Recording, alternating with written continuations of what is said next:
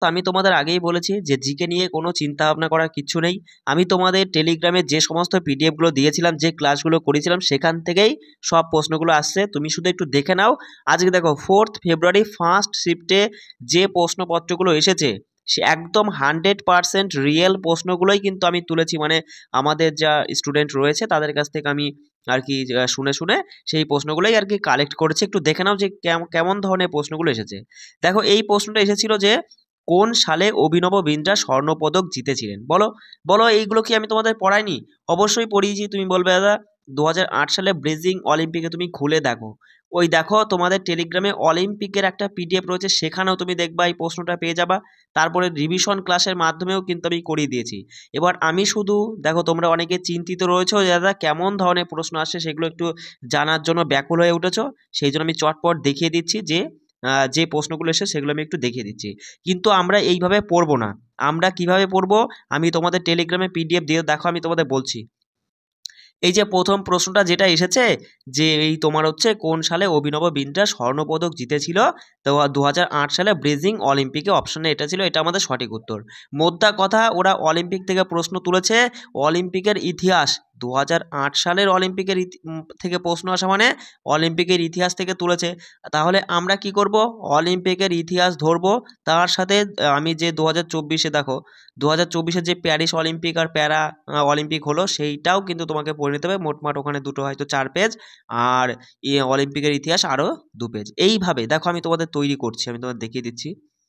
দেখো তুমি কিভাবে পড়বে। এই দেখো, এই যে প্রথম প্রশ্নটা যেটা এসে সেইটা তো পড়বেই, তা সেই রিলেটেড আরও 2 পেজ পড়তে হবে। যেমন দেখো, ভারতের প্রথম মহিলা যিনি অলিম্পিকে পদক জিতেছেন তিনি হলেন কর্ণ মালেশ্বরী। প্রথম মহিলা অলিম্পিকে প্রথম পদক জিতেছেন কর্ণ মালেশ্বরী।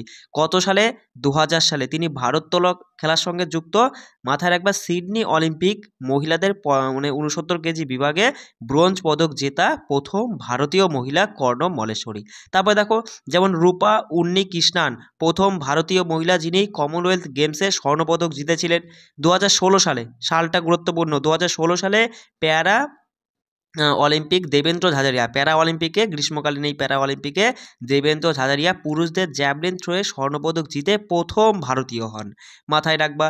তারপরে দেখো, এই যে এগুলো পড়ে নেবা, যে প্রথম নারী স্বর্ণপদক জয়ী অথবা প্রথম মহিলা বহু পদক বিজয়ী হচ্ছে অবনী লেখারা, শুটিংয়ের সাথে যুক্ত, স্বর্ণপদক পেয়েছে। প্রথম নারী স্বর্ণপদক বিজয়ী। ভারতের প্রথম অলিম্পিকে পদক জয়ী কেডি যাদব 1952 সালে। ভারতের প্রথম অলিম্পিকের রৌপ্য পদক জয়ী রাজ্যবর্ধন সিং, যিনি হচ্ছেন তোমার ওই শুটিংয়ের সাথে যুক্ত। এই তথ্য, মানে অলিম্পিকের ইতিহাস রিলেটেড এই তথ্যগুলো তোমাকে জানতে হবে। তার সাথে অলিম্পিক 2024-এ যেটা হলো অলিম্পিক প্যারা অলিম্পিক, এটা তোমাকে পড়তে হবে। আমি কেবলমাত্র একটা প্রশ্নের কথা বললাম, আমি কেবলমাত্র এই একটা প্রশ্নের কথা বললাম। যাদের 10, 12, 17, 22, 25-এ রয়েছে এক্সাম, তাদের ক্ষেত্রে কিন্তু এইভাবে পড়তে হবে তোমাদের। তোমাদের কিন্তু এই একটা প্রশ্ন, শুধু প্রশ্ন অ্যান্সার পড়লে হবে না, এইভাবে অ্যানালাইসিস করে পড়তে হবে। এই যে যেমন আয়তনের দিক থেকে বিশ্বের ভারতের স্থান কত? 7তম। এই যে বিশ্ব ভূগোল থেকে প্রশ্ন আসছে, তার মানে যে সমস্ত গুরুত্বপূর্ণ তৃণভূমি রয়েছে, গুরুত্বপূর্ণ মালভূমি রয়েছে, গুরুত্বপূর্ণ জলপ্রপাত রয়েছে বিশ্বের মধ্যে, কিন্তু সেইগুলো তোমাকে দেখতে হবে।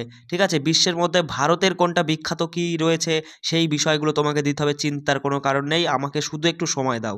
এই তথ্যগুলো খুঁজে বার করে কিন্তু আমাকে, মানে আমি সব এক জায়গায় করে আমি তোমাদের আর কি পাট পাট করে আমি একটা মানে টেলিগ্রামে তোমাদের দিয়ে দেবো। আমাকে শুধু একটু সময় দাও। আজ রাত্রের মধ্যে 7টা-8টার মধ্যেই কিন্তু আমি সমস্ত কিছু তৈরি করছি, করে কিন্তু আমি তোমাদের টেলিগ্রামেই দেবো সেইগুলো। ঠিক আছে, টেলিগ্রামে ছাড়া তুমি পাবে না।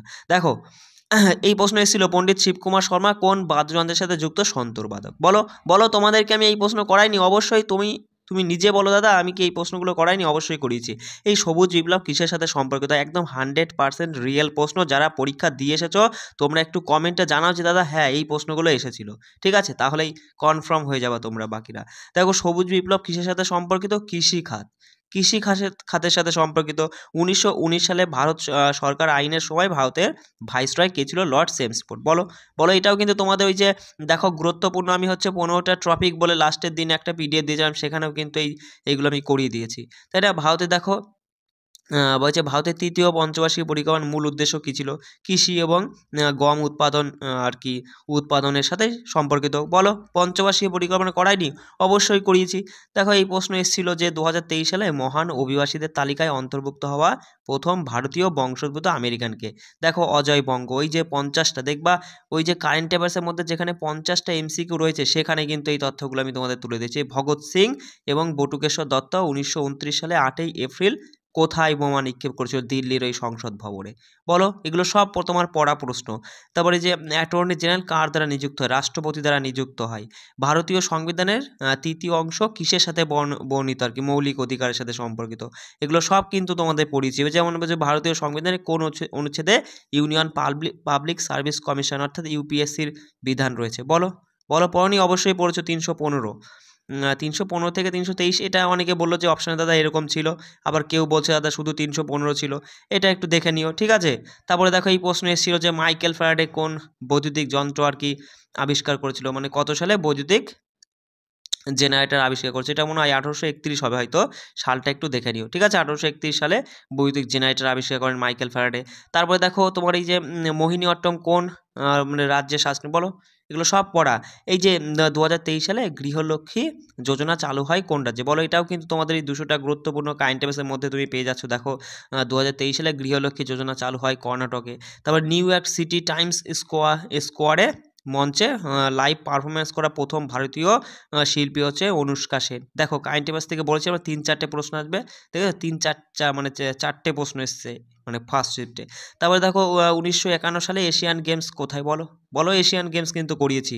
বরাহ মিহিরের পঞ্চ সিদ্ধান্তিকায় কয়টি অংশ? এই প্রশ্নটা হয়তো আমি তোমাদের করাইনি, তবে অসুবিধা নেই, আমি একদম ডিটেলসে এই যে মানে বরাহ মিহিরের পঞ্চ সিদ্ধান্তিকার উপরে যে প্রশ্ন এসছে তার মানে গুরুত্বপূর্ণ ঐতিহাসিক গ্রন্থগুলোর কি কি অংশ, কয়টি অধ্যায় কি, এই রিলেটেড যে তথ্যগুলো হতে পারে, বেদ দিয়ে বেদের কয়টি অংশ খণ্ড, এইগুলো মানে এক একটা অংশের কতগুলো খণ্ড রয়েছে, মানে বুঝতেই পারছো এই রিলেটেড তথ্য কিন্তু আমি তোমাদের এক জায়গায় করে দিয়ে দেবো, শুধু আমাকে একটু সময় দাও, ঠিক আছে?